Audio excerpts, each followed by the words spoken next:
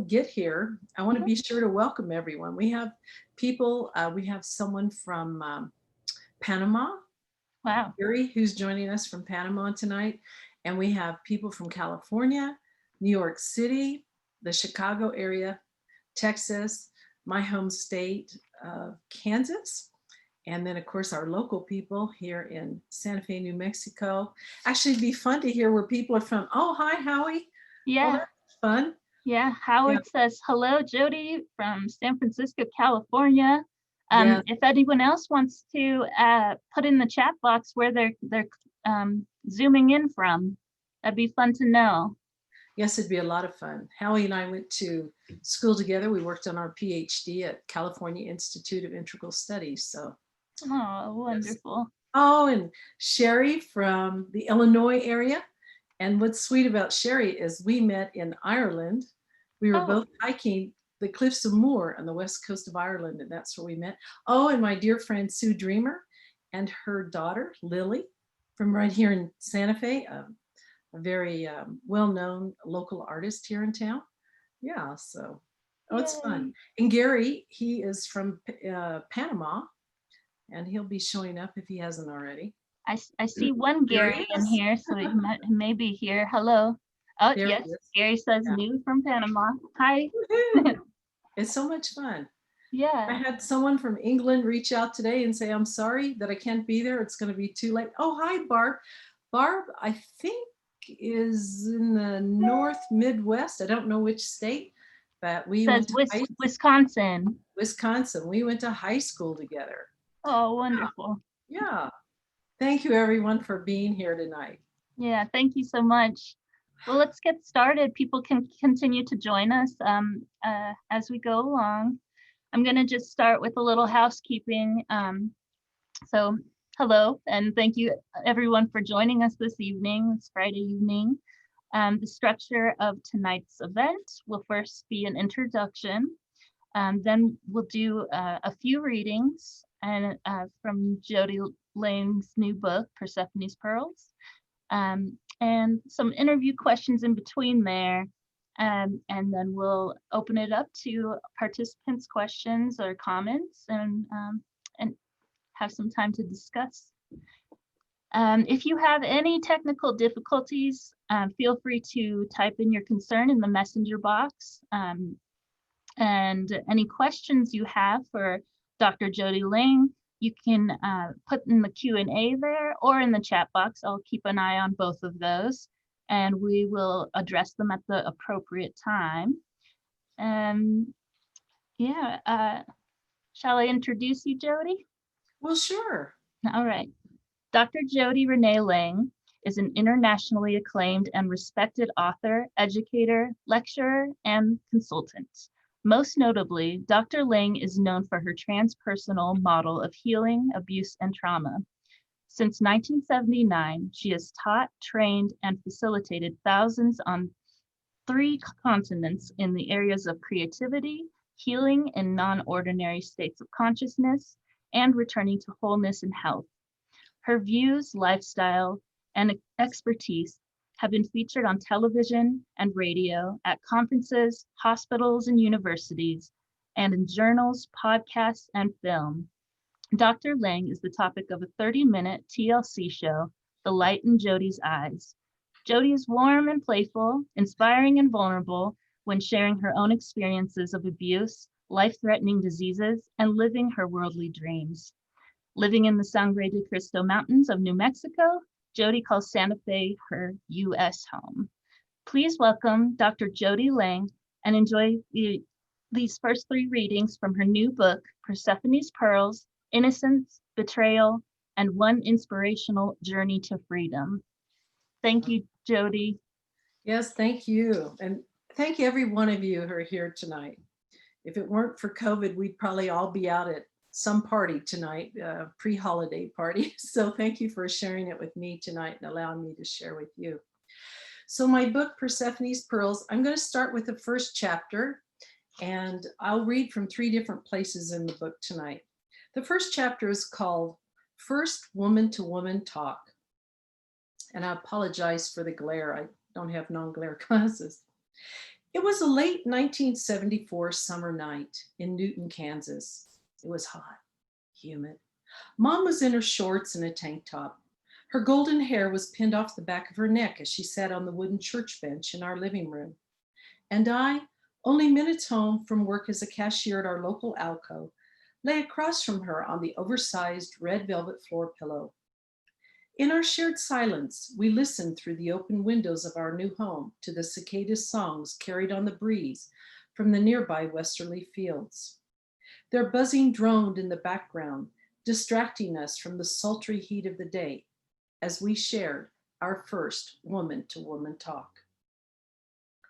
Mom was in her mid-30s, and I, her oldest of 5 children, was 17. Breaking the silence between us, Mom's casual glance around the room settled on me, and we locked eyes.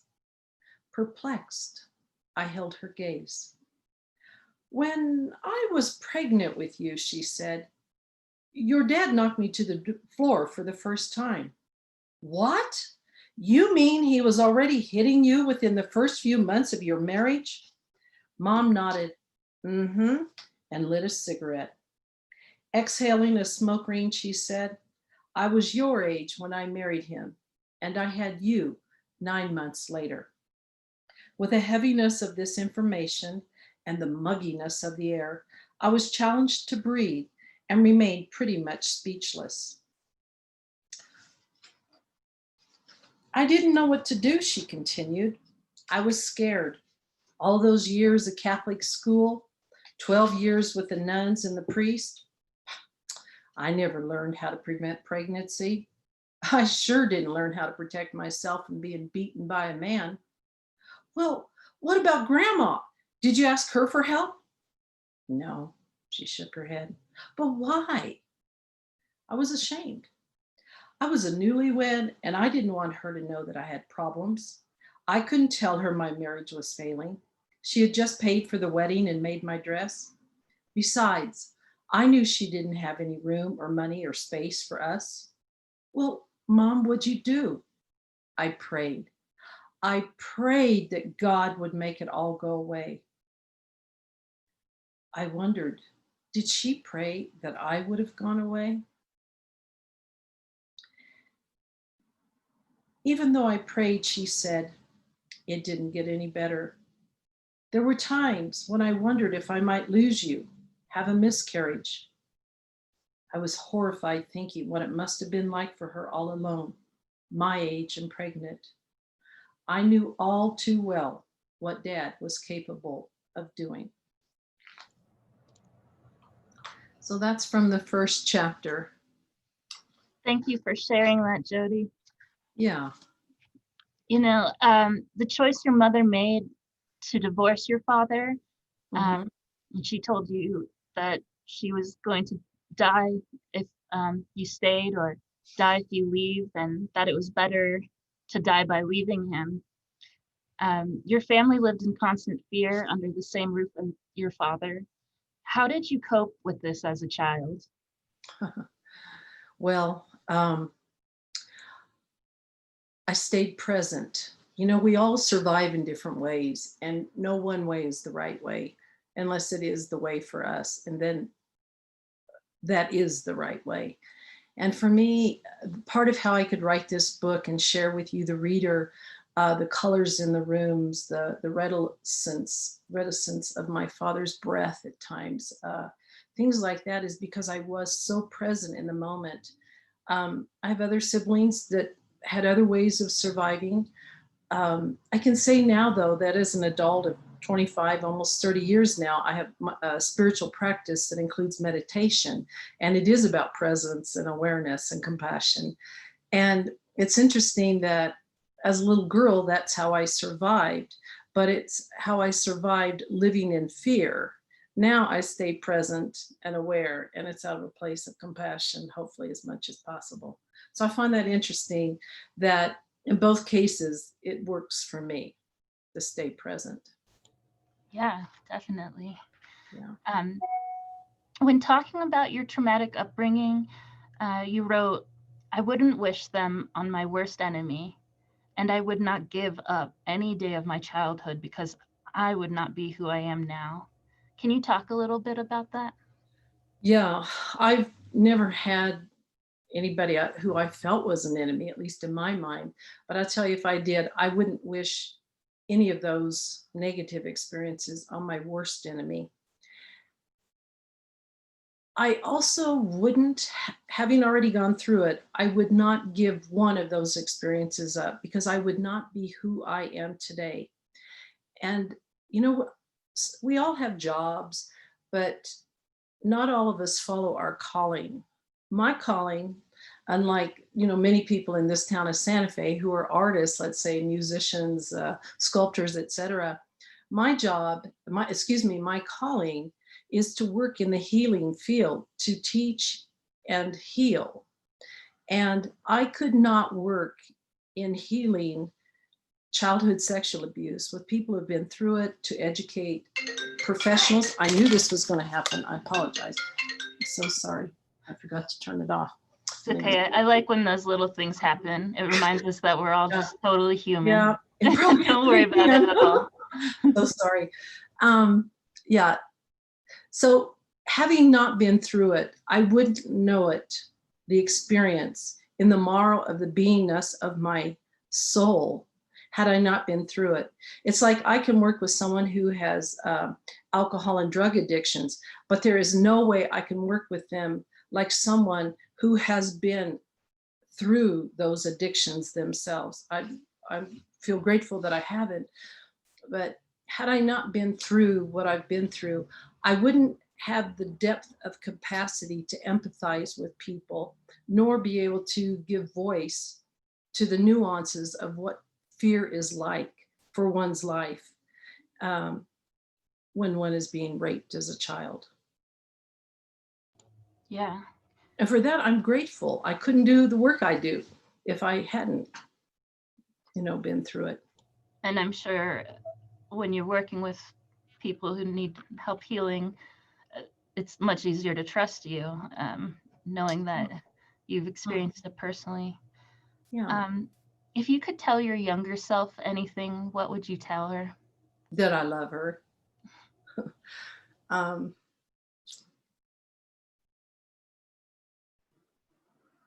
Yeah, that I love her, that she's precious, and that she never really was alone.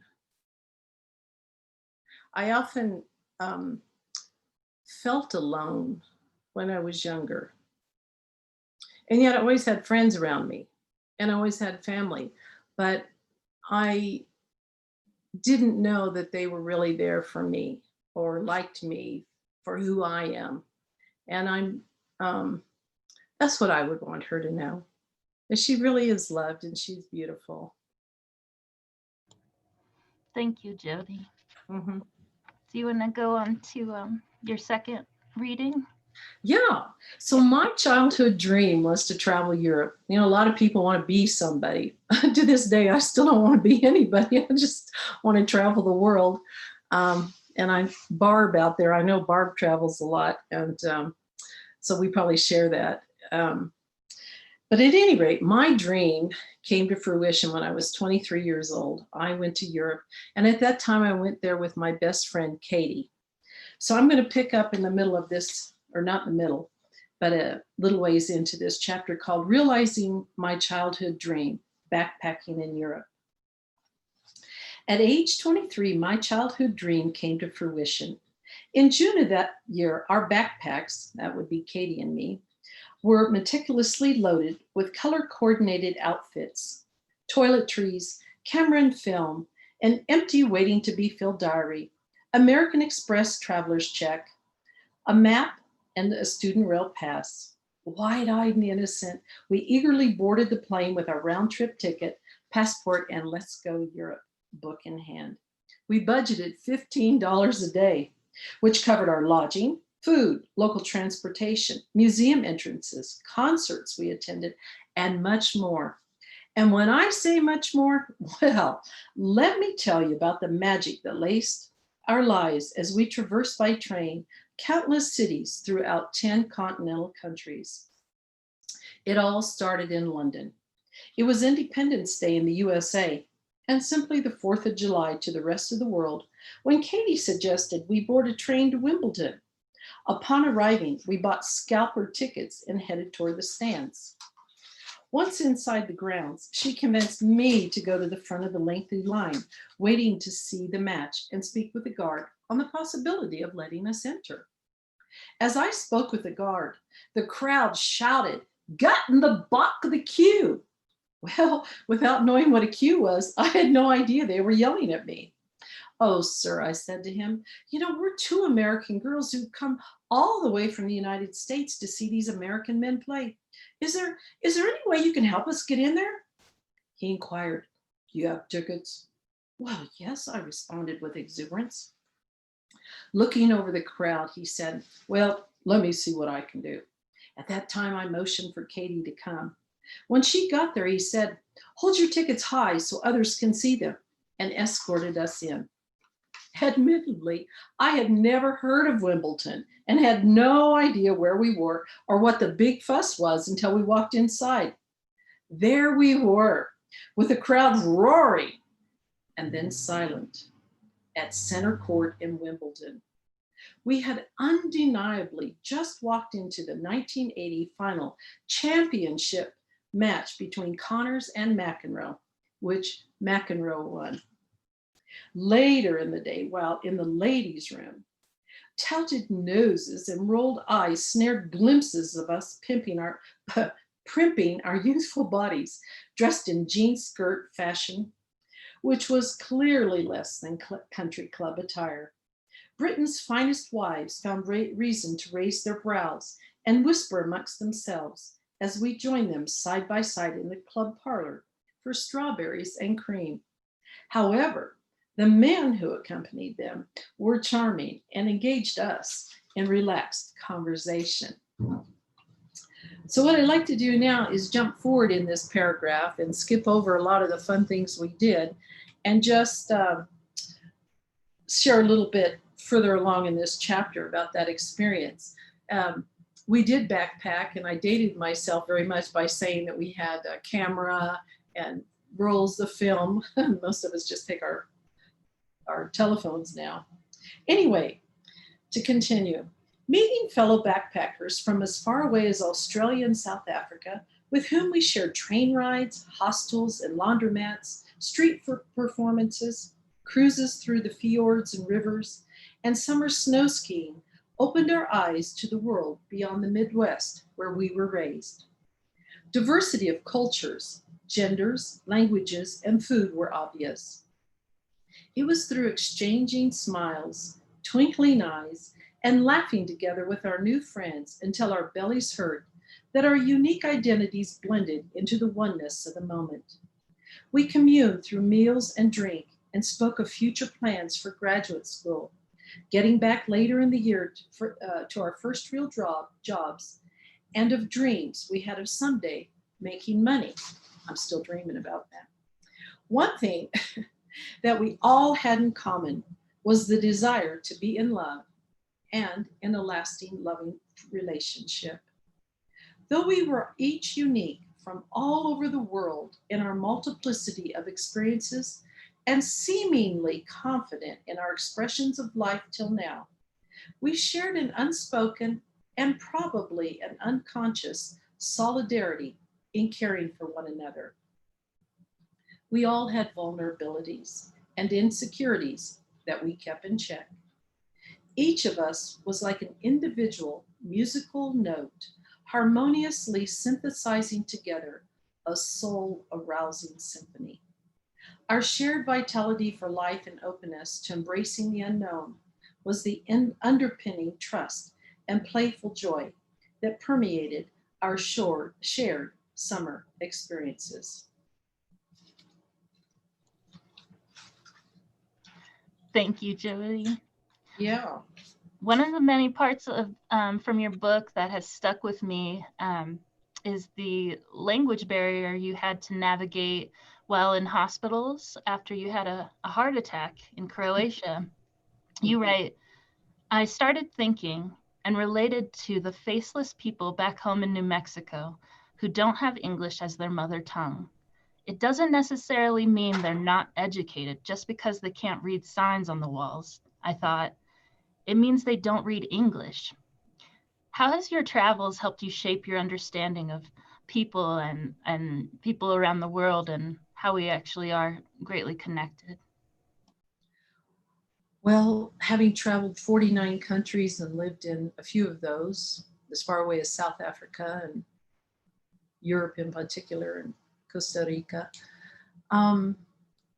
my native tongue is English, and unfortunately, excuse me, goodness, okay, unfortunately, I didn't learn another language.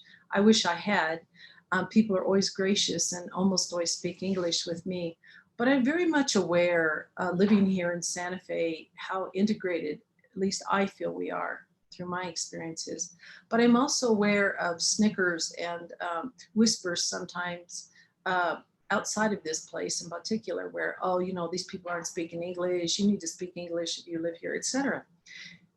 Or like, oh, you know, not smart or whatever. It's a put down because the people don't speak the language. I was in that case in the hospital, just, you know, meandering through hospital corridors, trying to find the radiology department. And I couldn't read the language. It was a Cyrillic based language, and I couldn't relate to it. I know a little Italian, a little German, and that's it. And so there was nothing for me to relate to. And I just all of a sudden really, really felt a oneness with the people back home. That so many of them go through pain that is seemingly is so unnecessary. And we don't necessarily know how to reach out to others. And sometimes there really aren't others to reach out to when we need people. It took me forever to find someone in the hallway. Finally, I found a nurse. But basically, the traveling, the word oneness has come up in this discussion. We really are a beautiful, harmonious expression of individual notes, as I write in my book. And that's what makes us so beautiful as members of humanity and as sentient beings in this world, right along with the plants and the animals. And I mean that sincerely. It's not just philosophical head talk. I love that I love embracing cultures and peoples from elsewhere, and the lands and the foods and the musics. And I say that plurally because I come more alive and recognize nuances within myself, and it allows me to be more appreciative of others, I think, in the long run.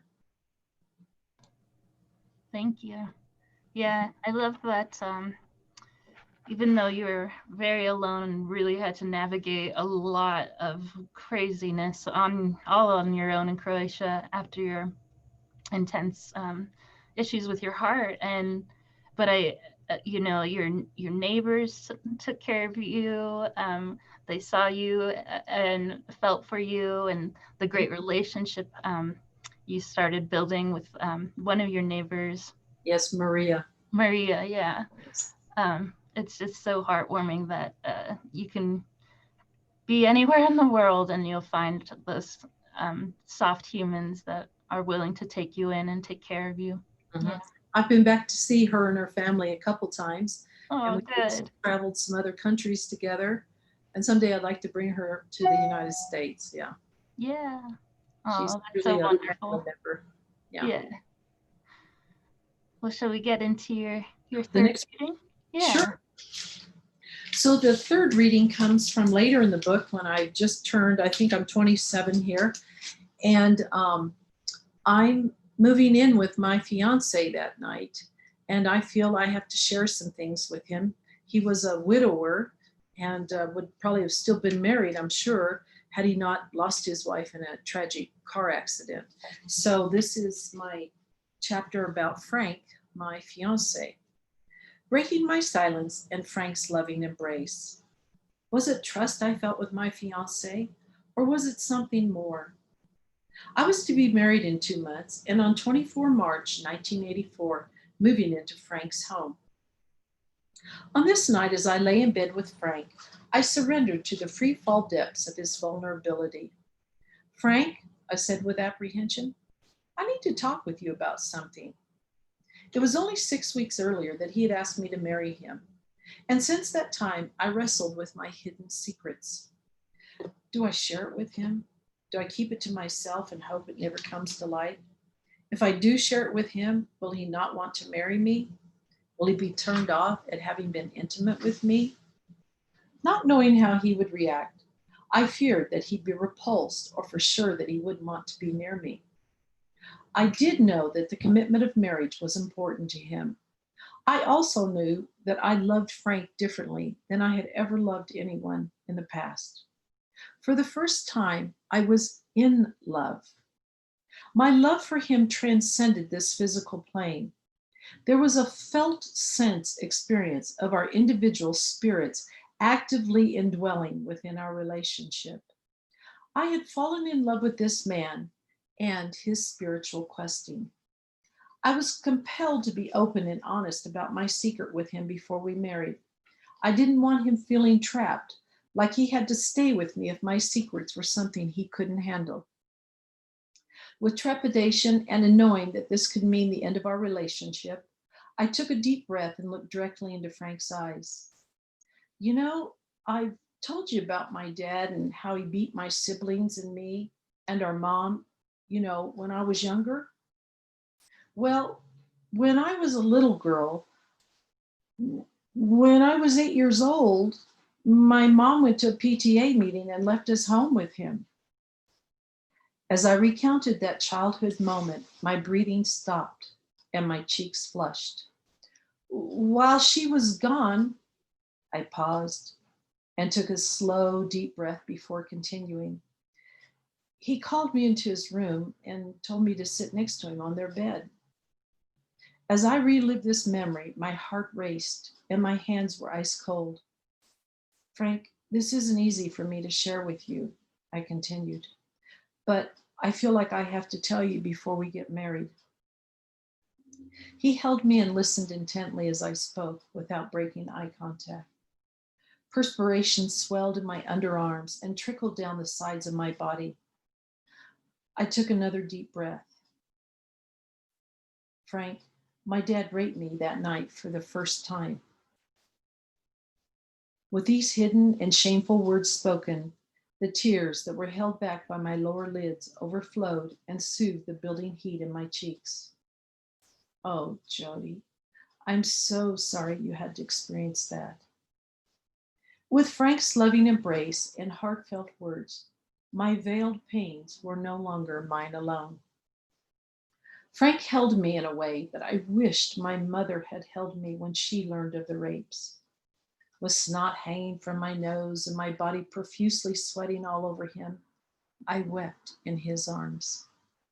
My waned breathing was now a sobbing cry. Almost delirious from breaching the silencing childhood secrets of harm and alienation, I felt safe and protected in Frank's unending arms embrace. I was nauseated. I don't know how much time elapsed before the heat in my body returned to my extremities, or how long it was before my breathing calmed and my consciousness came back into the room. At that time, Frank left our bed long enough to return with a gift from me, a silver-framed, beveled, handheld mirror that was of a woman's body whose hair created the handle.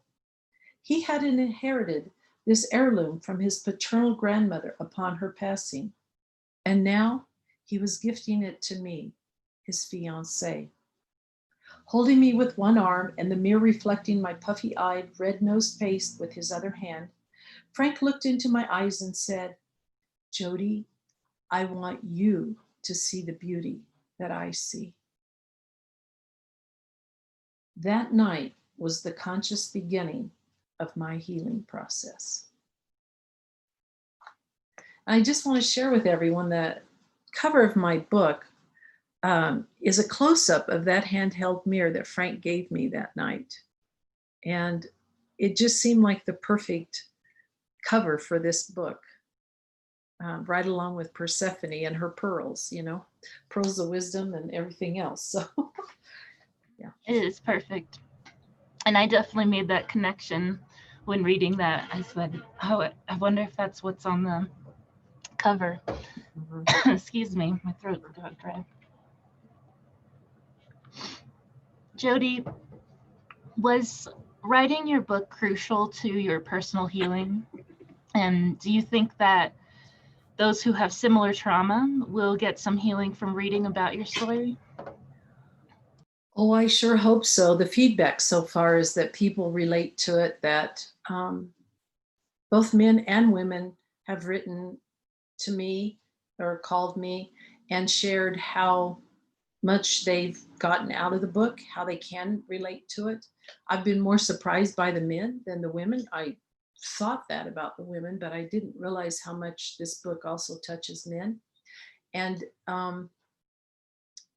in the future, I'm going to be posting more in social media reviews from the book that I've received from people. And those of you out there who've read it, if you'll send me 50 to 70 words that I can post on Facebook and other social media, I'll be very happy to post it with your name or not your name. However you send it to me is how I'll post it.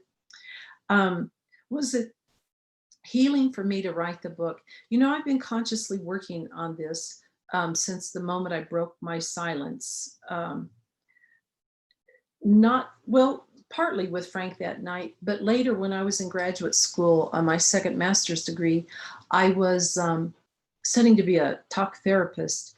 And at that time, part of what I had to do was be in a group therapy session for 9 months. And before I got into the program, I walked around my house almost like imagining spewing this black tar out of my mouth. And it was that secret that I'd held that I wanted out of my body. So I've consciously worked started like 3 decades ago. So the book wasn't that instrumental in my healing. It was a way to bring it together and then share it in one place. And of course, as I wrote, I let myself drop back into every situation, yay and nay. So there were tears, there was laughter. It just depended on what I was writing about. Yeah, definitely. I got a lot out of reading Persephone's Pearls, and I was reading it and preparing interview questions or taking notes, so I knew, what we'd be talking about this evening. Right. But I found myself, I had to open up a new tab to just take notes for myself because it kept bringing up so many things. And yeah, I thank you for your book, and it's definitely really inspiring. Thank you. You're welcome, and thank you. So at some point in your graduate program, you were thinking about dropping out. You started considering talk therapy sort of a lie. Can you talk a little bit about that, and then maybe go into explain to us how the holotropic? Yes, Holotropic breath work works, and how powerful and essential that has been to your own healing? Yeah, as I said, with my second master's, I went to study to be a transpersonally oriented psychologist, or at that level in California, we didn't call them psychologists, but a therapist, I guess. And it was a 3-year program. And at the end of the second year, I just realized it was not for me. I had already started participating with the holotropic breath work that came out of the LSD psychotherapy work with people dying of cancer in Prague, Czechoslovakia. Hello. And I worked with a person who actually was the one who coined the term transpersonal psychology. It'd be like studying with Jung or Freud if I were a Jungian or a Freudian. And the holotropic breath work is a fuller, faster, deeper breathing that people who were on the LSD at the time dying of cancer when the initial research was being done also had a fuller, faster, deeper breathing. And Dr. Grof, Stanislav Grof, always used loud evocative music with these people. Some of these people went into remission with their cancer. Some of the people who had fears of dying confronted death and no longer were afraid to die and died peacefully. there was one other thing that came out of that research I'm not remembering right now. But at any rate, after experiencing that, and actually the very first time I experienced it, as I write about in the book, I literally felt on a visceral level my dad's body on my chest. And at that point, I didn't know how to cry. I'm the oldest. I had to have it together, etc. But as I progressed in, my own work within the holotropic framework, breathwork framework, yes, I learned to cry. I learned to wail and let me be authentic and let the pain out. And so much can happen in the non-ordinary state of consciousness. Any of us who have experimented in any capacity with sacred plants, psychotropics, meditation, know that in those non-ordinary states of consciousness, real healing can occur. New awarenesses, one can have their own ontological lived experience of the Christ consciousness or Buddha nature or whatever framework works for people at that time in their life. And so for me, even though I was in a transpersonally oriented program, to think that I was going to sit in a room with people and do talk therapy just felt like it was from here up. That's not the truth of how it happens, but the majority of the time in what I call talk therapy, that is what happens. So I just felt ethically I couldn't do that. And I didn't want to waste 3,200 hours of clinical time to get a license for something that I didn't believe in. The other thing was with holotropic breath work, the body is involved.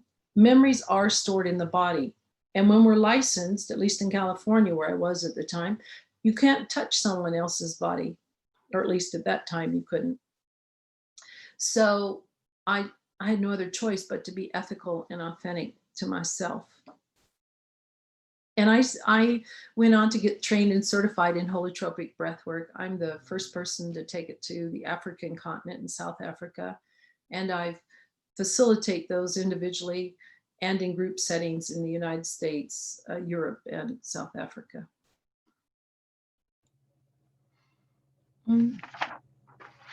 I wasn't going to ask this, but it reminds me of when you were 7, you got smallpox, and you're basically quarantined all alone as a 7-year-old in the hospital as you were recovering, and you and your family were told that you were probably going to die. You would probably be blind, or and it was during Easter time.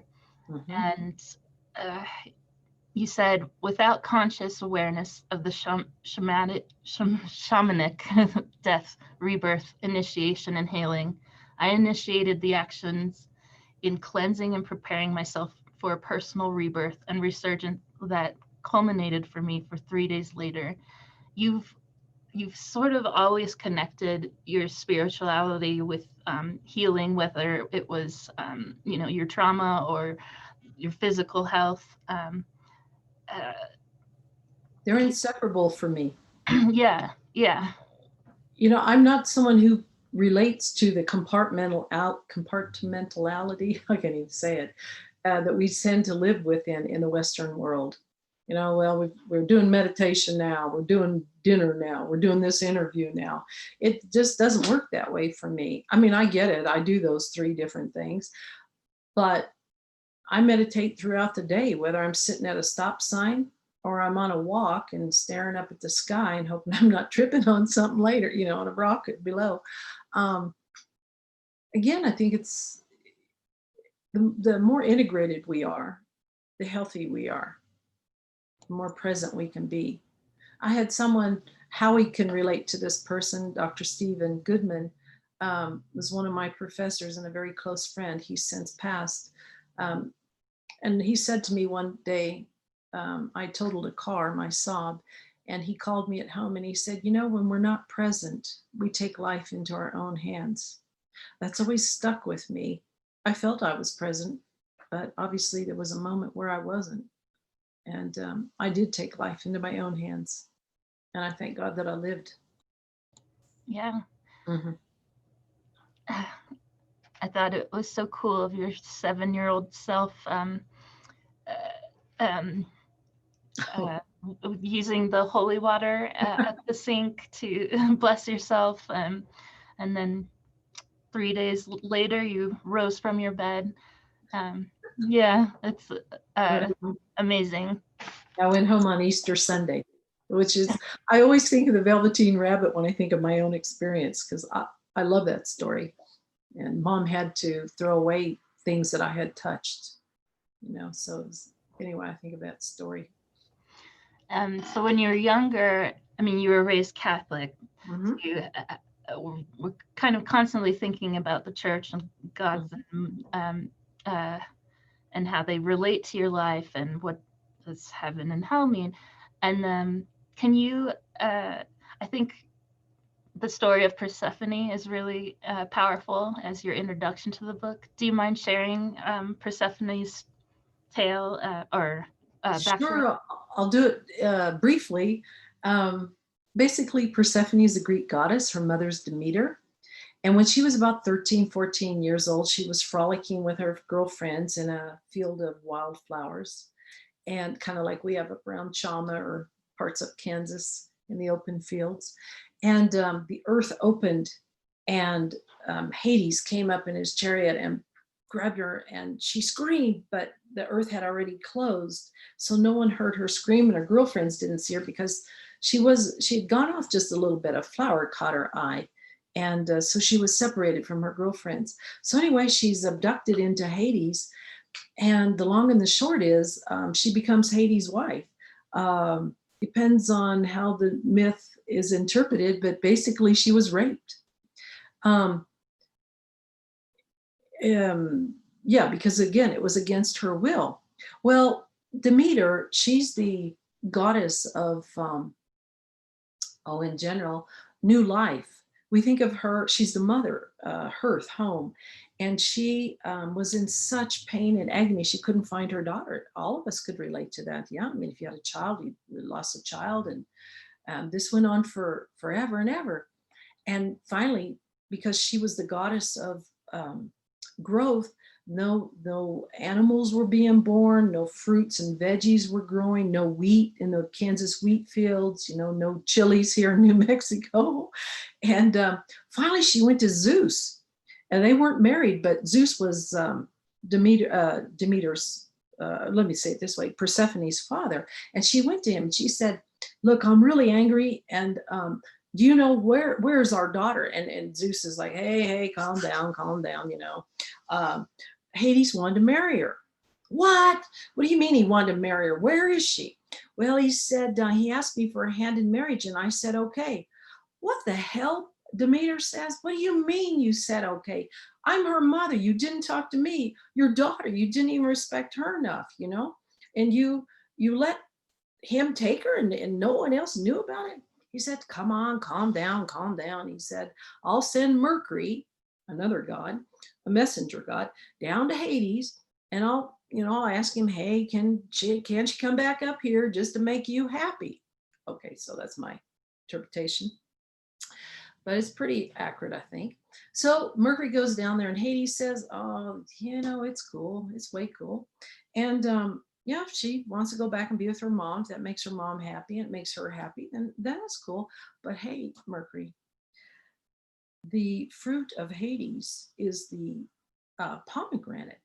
And Persephone has already let 4 seeds cross over her lips. So I have the pomegranate here. I don't know if you can see it very well or not here, because she took 4 seeds, and he said she's welcome to go back to Earth, but 4 months of the year she will have to spend here. Well, her mother was so happy. Persephone returned in spring. That's when my birthday is too. I was born on the within a day of the spring, what's called the equinox, and March 22. And so Demeter is so happy, the buds on the trees come out and the snow melts and the baby sheep are having baby sheep, or what, I forget what, I guess they're, I don't know what they're called. Draw a blank right here. But anyway, the animals are giving birth and she's all excited. But those 4 months that Persephone has to go away, Demeter is really sad. And so everything goes barren. And, that's when we have the snow. We don't have the beautiful leaves and the flowers on the trees, depending on the hemispheres we live in. So that's the story. The thing is, Persephone is the only sentient being that we know of who traverses from this realm to the underrealm. And my work in working with healing in non-ordinary states of consciousness is to stay present enough with people so they feel safe enough to go deep enough within themselves, to be like a guiding light, to traverse with them these different dimensions and bring the unconscious, the subconscious to consciousness and light. Thank Does you. it make sense? It does. I love it. Okay. For my last question, before we open it up to any attendees questions, and if you have any questions, please start writing them in the chat box or the Q&A. My last question for you is, what advice would you give to anyone considering writing their own memoir? To be authentic, to be truthful to truth as you personally know truth. Truly to be authentic. Don't edit anything initially. You can do that later. You can hire people to help you with that kind of stuff. Don't get caught up on grammar, etc. It's really about allow yourself to drop in and, well, actually first let yourself become present and let yourself drop into your own internal space to where you are indwelling within your own self and your own lived experiences in life. And if there's something that you're afraid to say or question, oh, should I say that? Should I not? Definitely put that in, because that is where the juice is. And if I may, my baby brother was very instrumental for me in bringing forth some things in this book. I'm very honest about things, but he said to me a few years ago, he said, Jodi, are you going to be honest? I said, oh my gosh, I am being honest. He said, no, you're not. I said, what are you talking about? He said, you're not talking about the fact that we had no food in the cupboard, that how alone he was, how the inappropriate men that came into our home later after my father left. For me, anyone who's read the book knows that I had this type of relationship, roller coaster relationship with my mother. I loved her dearly. She has since passed. But I did not want to put her in any more negative light than I absolutely had to, because I felt for her and her pain. But my brother calling me on the carpet, in a sense, Jodi, you've got to be totally honest. That was some of the most difficult, that was even more difficult in some ways to write about than the one time I actually share about a rape. That was painful to write about, but that was so vivid in my mind, I was able to do that. But this other, I felt like I might be betraying my mother, and I didn't want to do that. And then I realized, no, I have to be authentic and honest. I mean, really honest with a capital H. And so that's what I encourage everyone who writes their own memoir. And there'll be many people who relate to it. Like this book, there's something in this book for everyone. I totally Even though agree. it's my journey, it's about the meta message in the book, meta messages. And that's where we relate, that oneness. Yeah. Thank you so much, Jodi. You're welcome. Thank you for the questions. Howard had to leave. He said he had to go to work, but tell Jodi that he'll be in touch regarding publishing. Julie says, not a question, just deepest gratitude to Jodi and for hosting.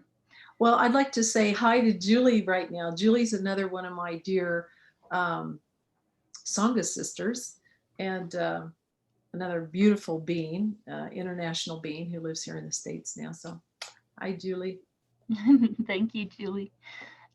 This one's an anonymous question. They asked, the body stores memories and emotions. Can these memories and emotions be permanently removed from the muscles and organs? Wow. Well, I'm not an expert in that area to know permanent. What I do know from lived experience, personally, and working with many, many, many people, probably in the thousands with this issue, is that yes, the memories are stored in the body, in every cell. And I made a word up, or coined a word, I guess, in the 90s, and I called it, we talk about the cellular level. I coined the term cellular level because I ended up working with many women who had had hysterectomies, had been through abuse. They had hysterectomies. There was no real scar tissue or anything, and yet they still had this pain that the medical community could not explain to them. And I really feel like what I came to in working with them was that those memories, even though there's not even physical muscle there, they are stored in the cellular level of our beingness and of our consciousness. I've written an article, it's on my webpage, jodilang.com. Forget the name of the article right now, it was an interview. And talking about the difference between healing and recovery. I feel recovery is like this much of a healing process. And I say in that interview that until I take my last breath, I will be healing and then some. I'm very open to life beyond this realm, past, future, etc. And so I don't think that it's totally removed within this dimension. But we can sure rid ourselves of much of it. When you first were having issues with your heart, one of my first thoughts was like, I bet Jodi must have a bunch of scarring from so much pain growing up. But that was my first thought. Yeah, Joy. This is a comment. There's a book called The Body Keeps the Score that is very helpful. Mm-hmm. Yeah. And then this one came in via email, and I believe they are here with us. But I cannot remember the name. The question is, from a karmic point of view, can you explain or know why your father felt he could continue with his heinous crime involving you and your siblings? I can't imagine. Well, from a karmic view. Well, no. I can, take a stab at it, but to know, no, like gnosis, no, I don't. When I was in my 20s, up until until my father left our home and I had a few years to adjust to him being gone, I feared for my life because he would rape me and whisper in my ear, not only then, but other times, it's our little secret. If you tell anyone, I'll kill you. And he had all kinds of guns in the home. And not to mention the belts and the beatings and the rest of it. But when I was in my 20s and my 30s in particular, I used to think, wow, I'd really like to sit on a chair across a table from him and ask him to tell me about his life, most specifically his childhood. I really have come to know that we don't just do things out of nowhere, like abuse people, rape people, be unkind to people, be misogynistic and racist and the rest of it. I don't think that just is something, oh, well, I'm going to do that today kind of thing. I think it's something we learn, something we've been through. Sometimes we don't have conscious memory, let's say. Maybe he was raped himself as a child. I don't know. I've looked around. I mean, I've asked around and there's been no indication, but I don't know. And, but basically, until we have conscious awareness, we repeat what has happened to us. Many of us, I think, can look at our own lives and say, when we were younger, we probably had a thought similar to what I'm getting ready to say, like, well, when I have kids, I'm not going to do that, or I'm going to let them wear their hair how they want to hair it, or listen to the music they want to listen to, or whatever it was, was our thing back then. And then here we are as parents, or as adults later, turn that music down, would you, or cut your hair, pull those pants up, whatever. So we often repeat what we've learned, unless and until we have conscious awareness, and then we can begin to um, change on a outer level. And in that changing the outer level, we also can begin to change the internal, and eventually get to like a cellular level. And things like holotropic breath work, like meditation, like prayer, um, those type of things, being in nature, reading poetry, listening to music like Leonard Cohen or classical music, whatever it is that feeds our souls, that's what allows us then to soften enough to come into ourself, be present with ourself, and realize, wow, I really didn't feel great about what I just said, how I said it. Maybe next time I can do something a little different. But it's through that awareness. But it often takes a quieting before we have that awareness. And then we can move mountains. Thank you so much, Jodi. You're welcome. If anyone has any other questions, we can wrap this up soon. But I want to thank you, Jodi, for sharing with us and sharing your wisdom from the bottom of my heart. I really appreciate you and your work. Thank you to everyone who's joined us this evening. And make sure to grab your copy of Jodi's book, Persephone's Pearls, Innocence, Betrayal, and One Inspirational Journey to Freedom. It is available at local bookstores, the Ark, Collected Works, Opposite bookstore that's in the DeVarius Mall. Makes for a great gift, and really a great gift to give to yourself. Better yet, you can purchase the book and get a signed copy from Jodi on her website at jodilang.com, and or you can email Jodi at jodilang.com. I'll put that there in the chat box, so you have the link there.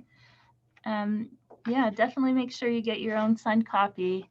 And let me see, we've gotten a few participants just thanking you, Jodi. And Oh, Marie says, Jodi, you are an inspiration. Thank you for sharing your story. who said that? Marie. And then Sue says, thank you. That was fabulous. XOXOXO. Thank you. Witnessing Jodi, this is from Julie. Witnessing Jodi, my sense is that while the memory may not have been removed as such, it has gone through an Alchemical. Thank you. Process, which turns into a force for healing. Yeah, and I can say that between the holotropic breath work, my experience with psychotropics, or actually, let me just say specifically sacred plants, ayahuasca in particular, and my spiritual Dzogchen path that I mentioned in the book, but don't go into much detail because it is very personal. Those three things, I encourage anyone to do something like that for themselves if it speaks to them, because that's really where the healing has occurred for me. It's in those deep states of consciousness, non-ordinary states that really bring us fully present in the moment. And I'm so grateful that we've done this tonight, and to you and to all the participants. With COVID in the air, I wasn't able to do the US and European book tour that I'd hoped for. So this is a perfect way for us to come together. And thank you all for sharing your Friday night with me, and allowing me into your living rooms or wherever. And hope you enjoyed that glass of wine you were sipping on, and I'm going to have mine later. One person asked if there will be a recording shared, and yes, this I'll edit this and put it on the Santa Fe Public Library YouTube channel by tomorrow afternoon. It should be up there to view and share. Okay. Thank you again, everyone. Thank you so much, Jodi. Yes, thank you, and truly all of you. And a very merry, blessed holiday season for all the holidays that we celebrate this time of year and always. And a blessed, joyful, light, enhanced 2021 to all of us. Thank you. Everyone have a great evening. Stay safe, read books, read Persephone's Pearls, and have a good night. Thank you.